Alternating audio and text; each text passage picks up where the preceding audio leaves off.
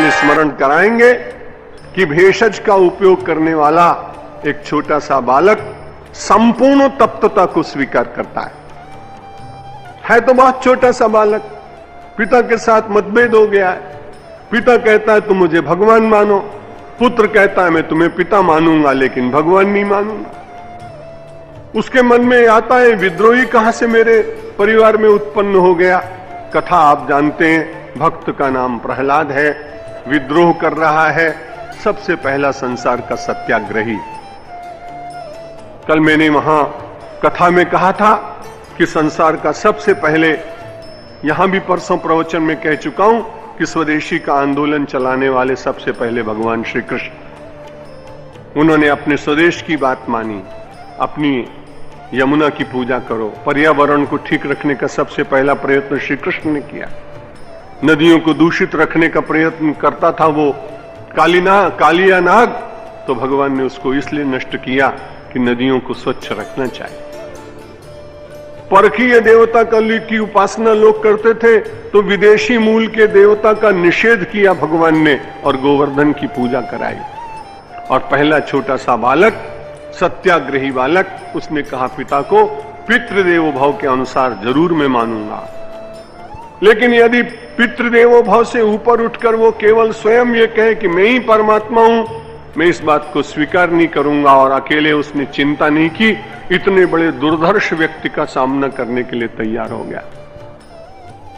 परिणाम आप जानते हैं, इतना क्रोध में आया कि अपने ही आत्मज को, अपने ही पुत्र को अग्नि की धू-धू करती हुई शिखाओं के बीच में लकड़ी का ढेर लगाकर और एक महिला की गोद में बिठाकर उसको बिठा दिया।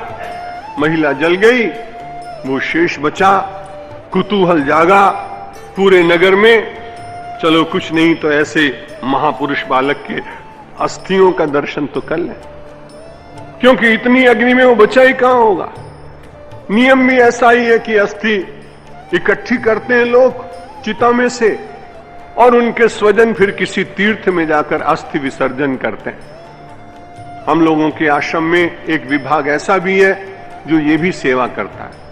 इसलिए हर 2-5 दिन के बाद अमेरिका, इंग्लैंड, स्वीडन, अन्य देशों में जहां हमारा प्रचार है, लोग पत्र लिखते हैं कि हम इतनी आर्थिक स्थिति हमारी नहीं है कि हम सब परिवार के लोग आकर के ये कार्य कर सकें, इसलिए हम अपने पिता के, दादा की अस्थियां भेज रही पार्सल से और इनको अपने पंडित जी के द्वारा आप अस्थि विसर्जन करा देना। भारत की इस संस्कृति का कितना दूर दूर तक अभी तक लोग पालन करते हैं।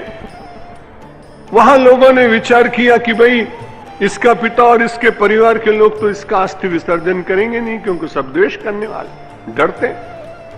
इसलिए कुछ लोगों के मन में हुआ कि चले और हम लोग चुपचाप उसकी अस्थियां इकट्ठी कर लेंगे, चुपचाप जाके किसी पवित्र सरोवर में और भगवान का नाम लेकर उसका विसर्जन कर देंगे।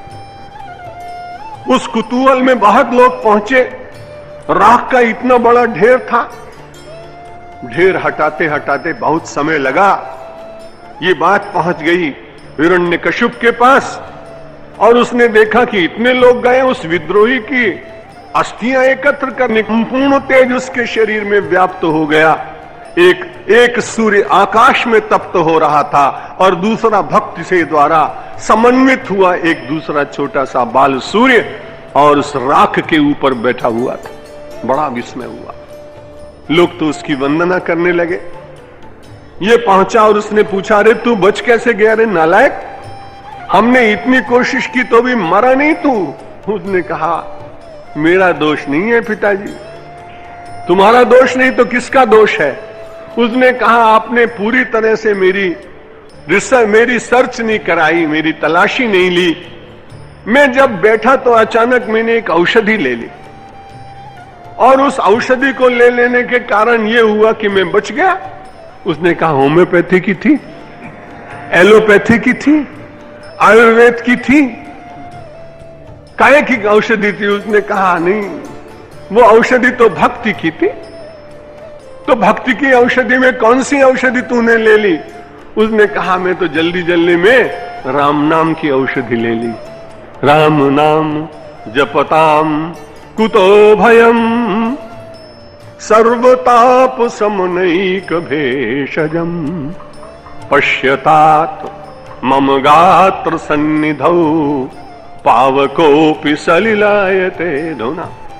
बालक बोल रहा है, प्रहलाद जी महाराज कह रहे हैं कि आप विचार करके देखिए।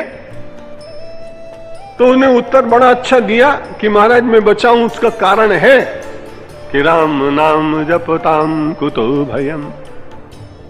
हम सब लोगों को शिक्षा लेनी चाहिए, भगवान का नाम भी लें और डरते भी रहें। ये कैसी बात? भगवान का नाम लेने के बाद तो व्यक्ति को अभय होना चाहिए। प्रहलाद कहता है राम नाम जपताम कुतो भयम, राम नाम लेने वाले को भय कैसा? राम नाम जपताम कुतो भयम सर्वताप शमनैक भेषजम भक्तिरेवते। भेषज शब्द का प्रयोग अध्यात्म रामायण ने भी किया और प्रहलाद जी भी कह रहे हैं कि मेरे पास राम नाम की भेषज औषधि थी। राम नाम जपताम कुतो भयम सर्वताप शमनैक भेषजम।